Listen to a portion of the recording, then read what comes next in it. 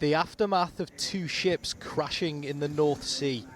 The huge vessels barely visible amongst the flames engulfing them, giving some sense of the force of this collision and the explosions that followed. Vessel Stena Immaculate is carrying Jet A1 fuel, which is on fire and in the water. Request vessels remain at a safe distance. The alarm was raised just before 10 o'clock this morning. A shipping tracker shows the US-flagged oil tanker Stena Immaculate, highlighted in red here, anchored off the East Yorkshire coast about 10 miles from Hull. Then the cargo vessel So Long, a Portuguese-flagged container shown in green here, approaches from the north at 16 knots and directly hits the Stena tanker. Everybody on board has been rescued, with a total of 37 crew members brought off the two ships, one of them being treated in hospital tonight. The Marine Accident Investigation Branch set out from Grimsby this afternoon to gather evidence for a preliminary assessment to determine the next steps. With modern marine safety systems, collisions like this are rare, so inevitably there are many serious questions about how this could have happened, and even more questions about what the environmental impact will be of jet fuel spilling into the North Sea from the Stena tanker, and that sodium cyanide, potentially toxic, could have entered the water from the So Long cargo ship, sparking concern for wildlife in an area with nature reserves and seabirds entering breeding season. It is a situation with many unknowns, and one the Prime Minister has called extremely concerning. Well, joining me in a moment is Martin Boyers, who's Chief Executive of the Port of Grimsby East, and also John O'Ledley, who's North Regional Manager for the Yorkshire Wildlife Trust. Let's just start with John O'Ledley then. How concerned are you about what appears to be, or risks being, an environmental catastrophe? So we're obviously extremely concerned. It's early days yet, but it sounds like a pretty nasty cocktail of chemicals that could well be spilling into the waters just off the Yorkshire coast. It's a fantastic area for wildlife. Just to the north, we've got the very well-renowned Flamborough Headland with its cliffs full of breeding seabirds at this time of the year. And then possibly more significantly, just to the south is the Humber Estuary, Yorkshire Wildlife Trust's Nature Reserve of Spurn Head.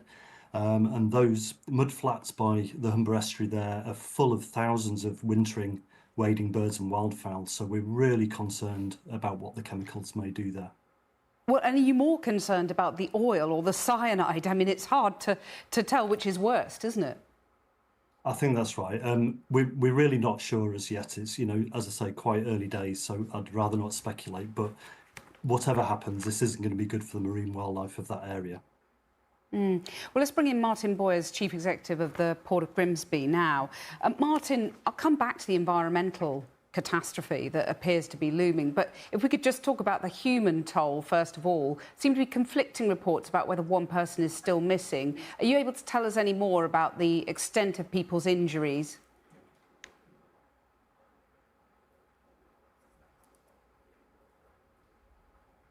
Martin, I'm sorry, we appear to have lost you just once again. Let me just go back to John O'Ledley then. You were talking about the variety of wildlife in the area and the terrible toll this toxic cocktail of chemicals might take. What can be done now to mitigate the potential catastrophe? Well, we're really heartened at Yorkshire Wildlife Trust that there's been a very quick response from across the agencies. We saw with the rescue of the crew earlier today, which was great. And we're really pleased that, the plans have been put in place now because really time is of the essence. We've seen with other oil spills around the world, in the Caribbean a few years ago, for example, if the oil is able to spread very quickly, it can be too late, and then it's very difficult to do anything about it. And that had catastrophic impacts on birds in particular in the Caribbean. So we're really pleased to see that the response has been very quick. If there is oil going out into the sea, then deploying things like booms can be very important to capture that. But of course, it all depends on the weather and the sea conditions as to what can actually be done. Is there any sort of optimism that it's jet oil and not crude oil, which would be potentially more damaging for wildlife, wouldn't it? Well, I think we've all seen the impact of heavy crude oil. This stuff can stay in the environment for many, many decades and cause huge problems. We've all seen, horrific scenes of seabirds washing up on the shore and seals covered in sticky tar like oil. So we really hope that we won't see that here. And with it, the main cargo being jet fuel, we hope not. But of course, these ships contain their own fuel as well, which is much more damaging potentially. We don't know what the impact is going to be from that cocktail of chemicals at this stage. Well, let me go back to Martin Boyes now. I think we've managed to get him back. Just to talk about how this can happen, because a lot of people don't understand, these are huge ships. They're equipped with radar, we assume. Has it got to be human error at play here? And if so, are we looking at potential criminal proceedings down the line? Well, Martin, I'm terribly sorry. I think we've lost you again. A very unstable link amidst everything else. Maybe just a quick go back to John O'Ledley just for a final word. You were talking about the Humber estuary. Why are you particularly worried about that? If you could just explain why that presents a whole sort of extra level of risk.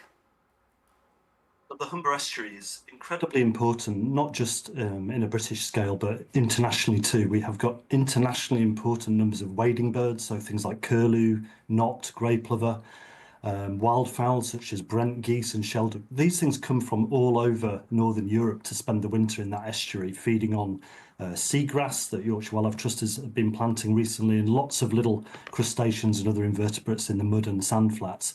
And this oil, even if it doesn't directly hit those birds, it could well kill off the vital food supply, which helps them get through the winter.